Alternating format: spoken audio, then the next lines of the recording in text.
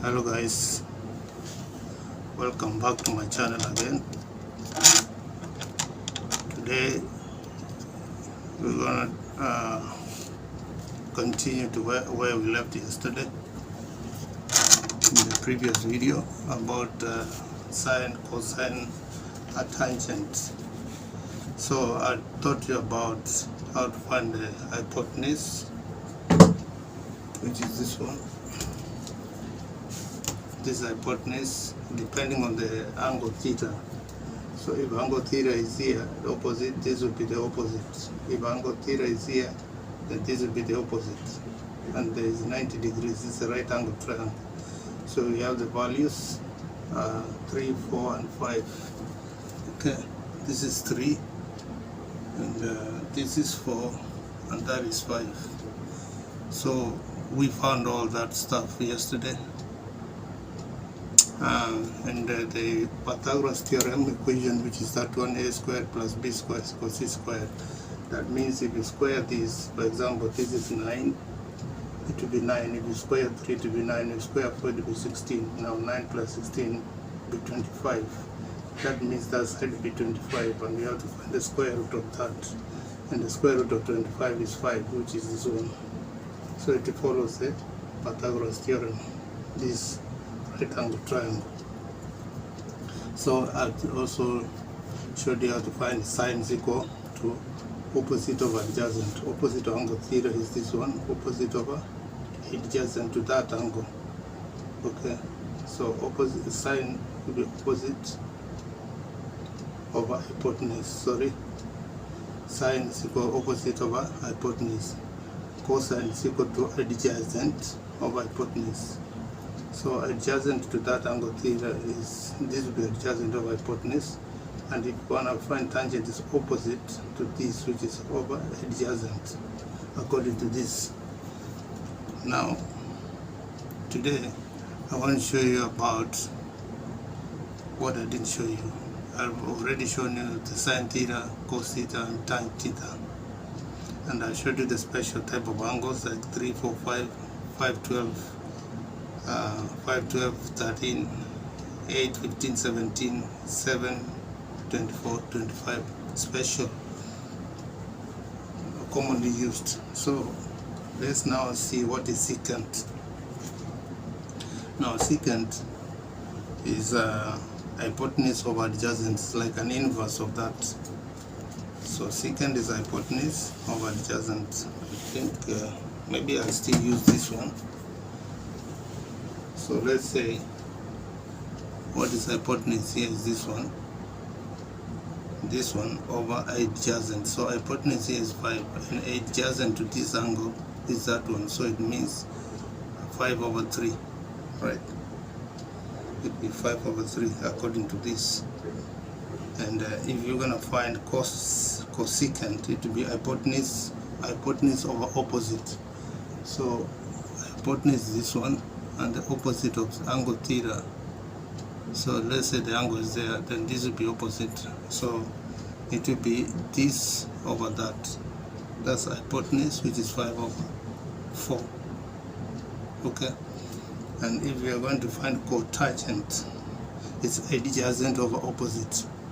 So adjacent to this angle theta, adjacent is that one, 3. Because it's next to this angle, it's 3 over opposite, adjacent over opposite. Now it depends on the angle. Suppose we have to change the angle and say the angle is here. So let me just make it very clear. Maybe you will not see there. Let me make it very clear here. So you see that angle theta. The angle theta, what's the opposite of that? Something that's opposite this angle would be this. I'll show you in a minute. So you see where I pointed the arrow. This will be opposite that angle. So the adjacent will be which one? If this is the opposite, and that's the hypotenuse, so the adjacent will be this one. So it depends where you put the angle. So in this case we had used this side. I'd use this side to illustrate this point, and in this case the arrow is pointing that way, not this way. The arrow is pointing from here this way. So in other words, that would be the opposite, adjacent and hypotenuse. So if you are finding based on this cotangent would be adjacent, which is this one, over opposite, which is that means 3 over 4.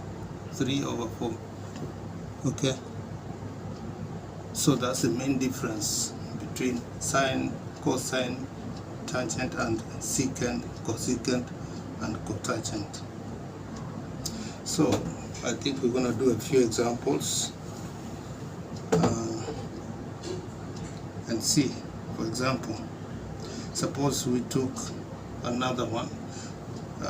Let me draw it just now. I don't need to draw it actually, because we can still use the same angle here, this one. I don't have to draw it now and again.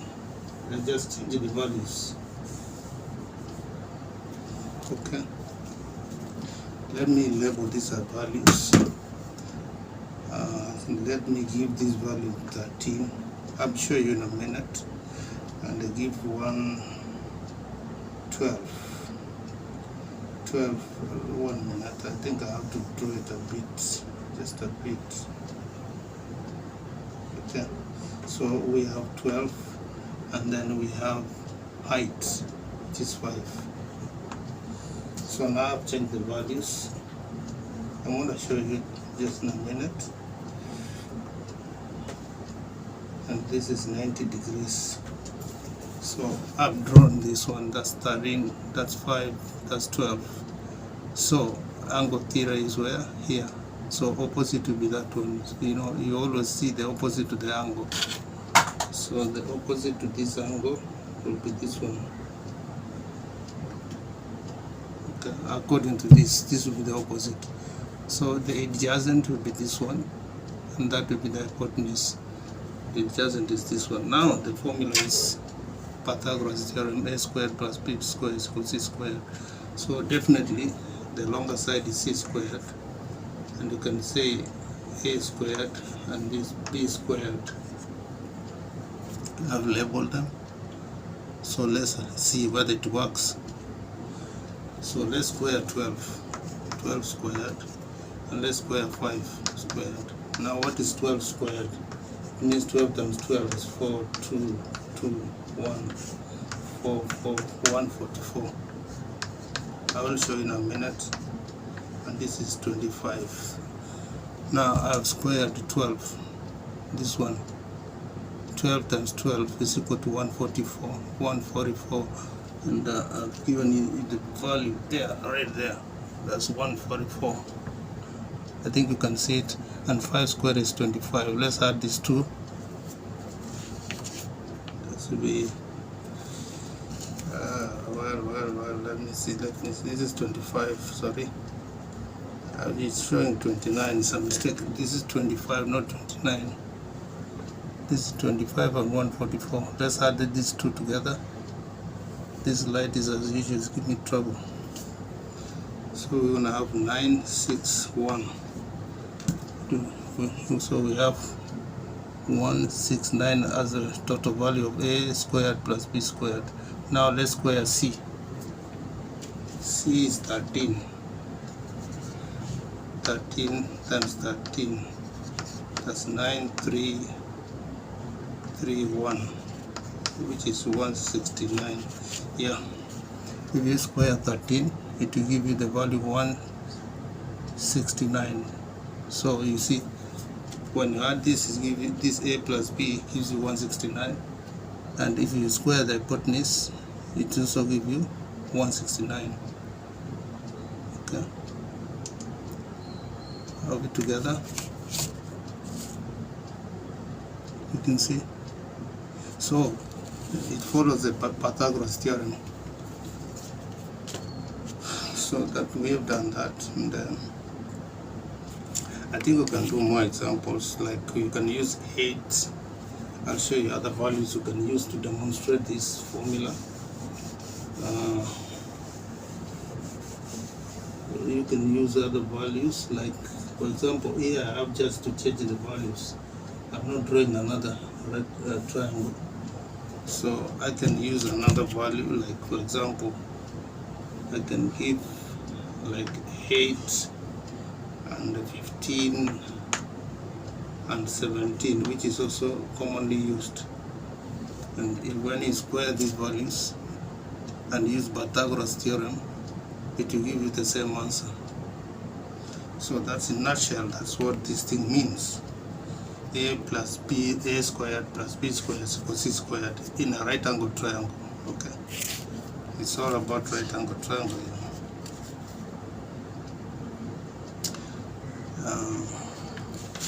Maybe let me see whether there's anything that I should show you here. Yeah, the next thing is that we have now to find the ratio of the missing side. I'm only gonna do that for now, and then we proceed in the next time. So I'm gonna draw something really new, entirely new. Let me draw something new, and I'll show you in a minute. I'm not good in drawing. Okay, and we're gonna have A, C, and B. We're gonna have 90 degrees. We're gonna have base. We're gonna have height, and we're gonna have hypotenuse. Hypotenuse. Okay. So now we're gonna find angle theta. We're gonna find angle theta. Okay. Now cos theta. This gives the ratio of the base by the hypotenuse of a right angle triangle. So suppose we want to find the cos theta of this. Cos theta will be the base of hypotenuse. The base of a hypotenuse will give you the cosine, which is adjacent of hypotenuse. It's simple. I've already shown you all these things. A sine is equal to, a sine will give you opposite of hypotenuse. Opposite will be this one of hypotenuse to this angle. Opposite to this angle. Opposite to this angle is this one. So the opposite of hypotenuse. And tangent. Tangent to give you opposite of the base. Now the opposite to this is this one, and the base is this one. So it will give you this over that. Okay. So now we want to find a missing side. I'm going to clean these things I've written, base and so on, and write real values. Okay, let's do real values here and the ABC. So I'm going to have 5 here and 12 here. So x is the missing side. We're going to use a squared plus b squared is equal to c squared, Pythagoras theorem. That one, and we're going to find the missing side. That means we square this and square that to get that squared. So here 12 squared will give us 144, and 5 squared will give us 25, and it will give you 169. Okay, which we already did. I already shown you this. So now we want to find x. X, you see, we square x. That means this squared plus this squared should equal that squared. So we have added this. It has given us 169 is equal to x squared. 169 is equal to x squared. So it means we have to find the square root of this and this. Right? So let's put it the other way around when it will be much clearer. We find x squared is equal to 169. So we're going to find the square root of this. We're going to find the square root of x and square root of this. So x in essence would be the square root of 69, which is 13. Okay, right? So it means this side which is missing is 13. This one is 1, 3.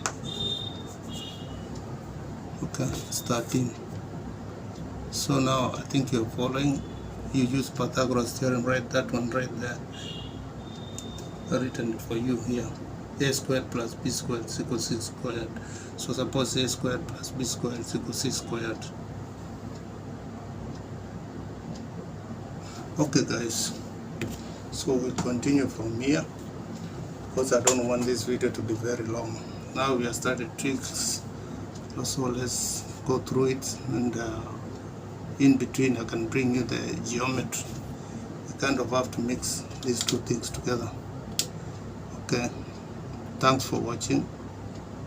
Please share, subscribe, and like and comment. Bye.